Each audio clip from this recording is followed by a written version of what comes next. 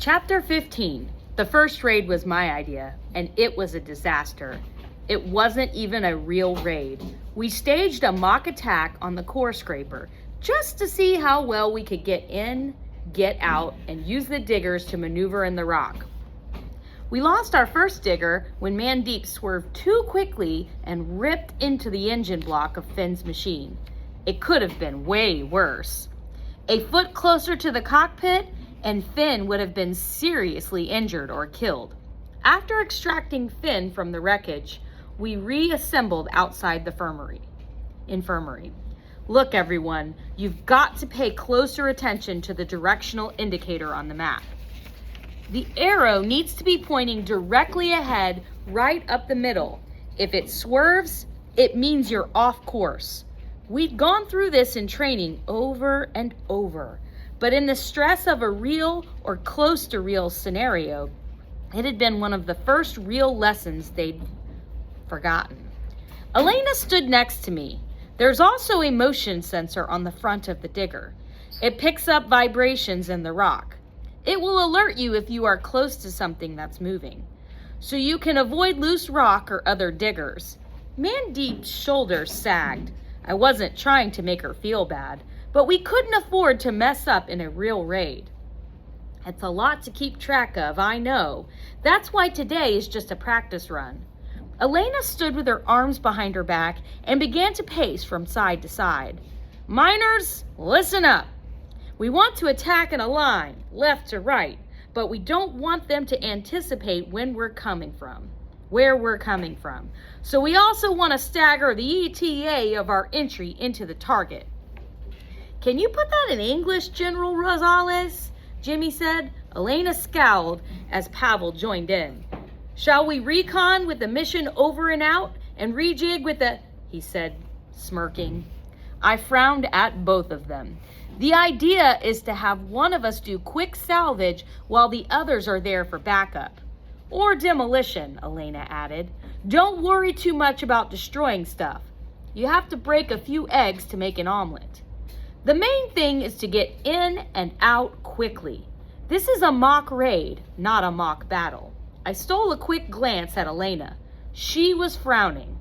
And remember that we can talk at close range, I added. The diggers have radio capability. Elena pointed toward the ceiling.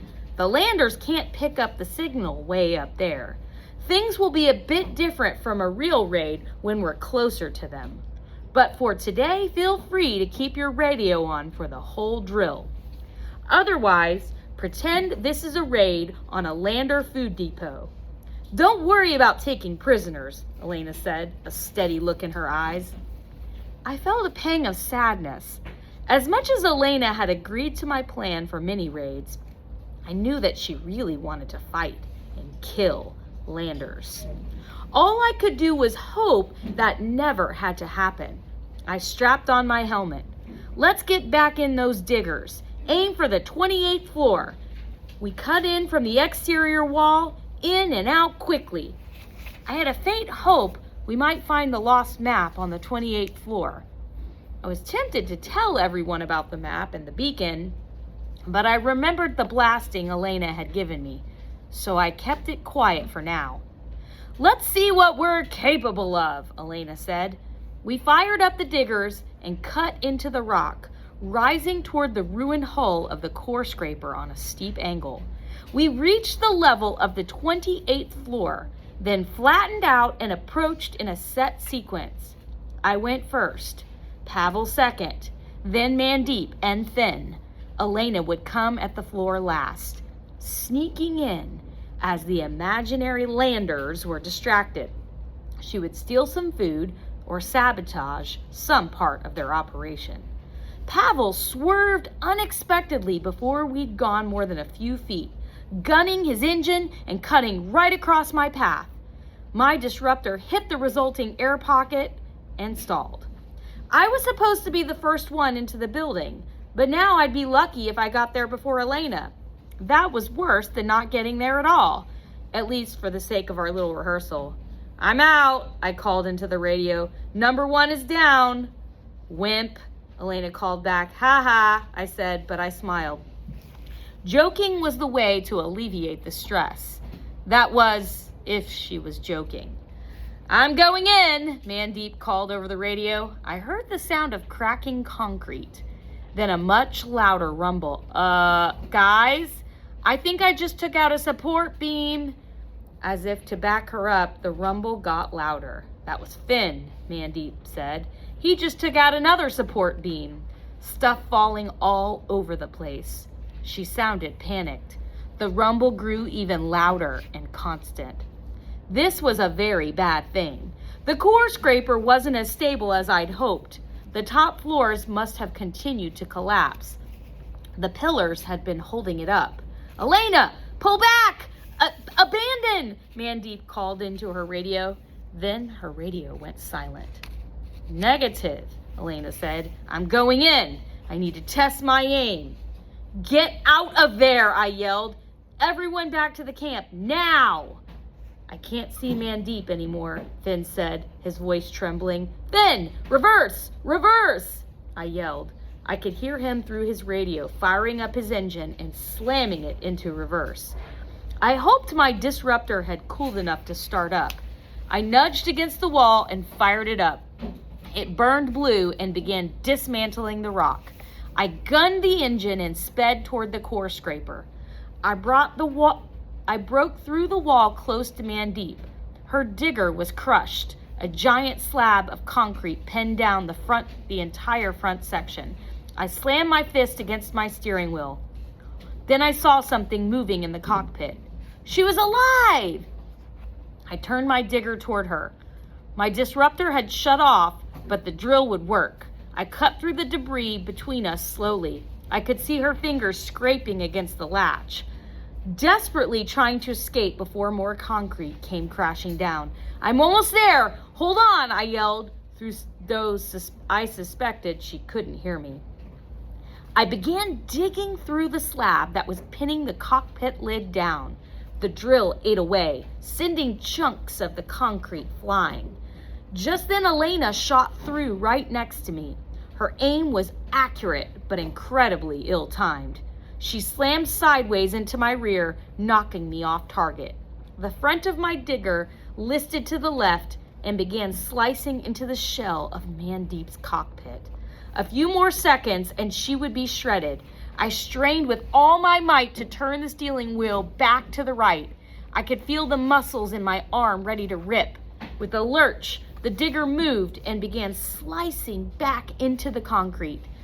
Finally, the slab split apart completely. Mandeep shoved her latch open and flew out of the wreckage. I opened my cockpit, pulled her in next to me. I closed the lid.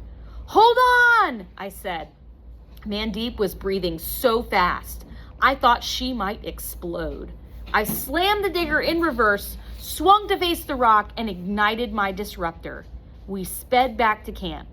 Mandeep practically leaped from the cockpit, stumbled to her bed, and curled up in a ball under her sheets.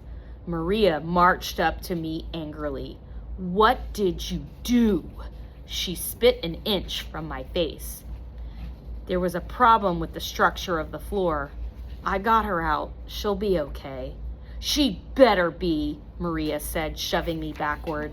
Then she sat down next to Mandeep and patted her hand, whispering to her softly. Soon they were both asleep. I knew how she felt.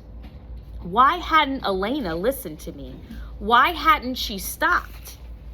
She'd always been like that. And of course, a force of nature is what my mom used to call her. But putting everyone else at risk, that wasn't the Elena I knew. I knew I wasn't the same Christopher, but I held out hope that if we could just get through this, get through the horror, then we'd be friends again. Maybe we'd be more than that. I was lost in these thoughts when Elena returned. She leaped out of her cockpit with a huge smile. "That was a blast," she said, slapping me on the shoulder. "I can't wait to do it for real." "You could have gotten us all killed," I hissed, trying not to wake Mandeep. Elena took a step back. Her smile evaporated, and her face was as still as stone. "This isn't a game, Nichols.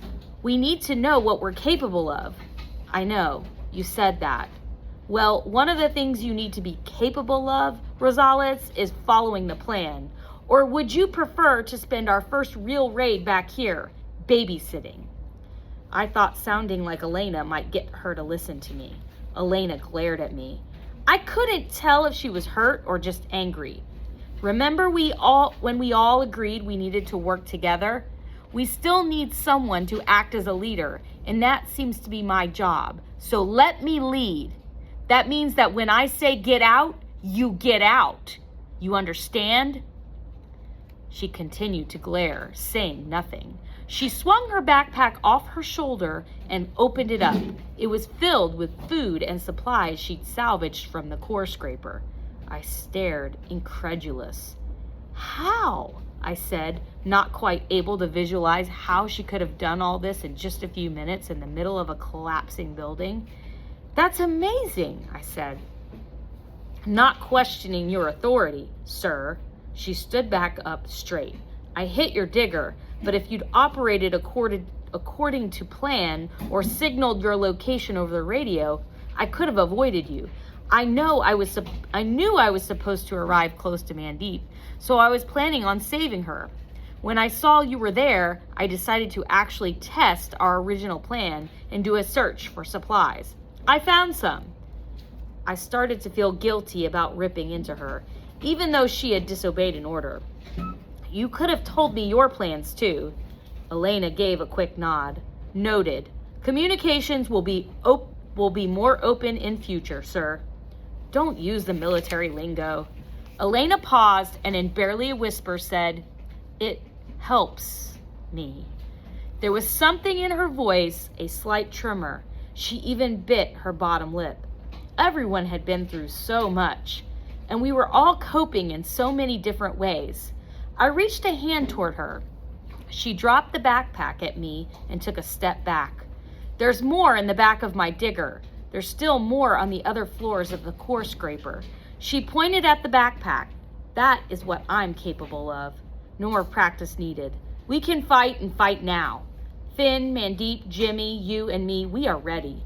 Let's stick to the raiding plan for now, I said. Yes, sir. If you say so, sir. I pulled my hand back. Thank you, I said finally. She turned and began to walk away when I added, Thank you, Elena. She stopped, but didn't look at me. You're welcome, Nichols. Then she turned her head slightly and saluted. She smiled briefly, then turned back and walked away. But she had smiled. Maybe there was hope after all.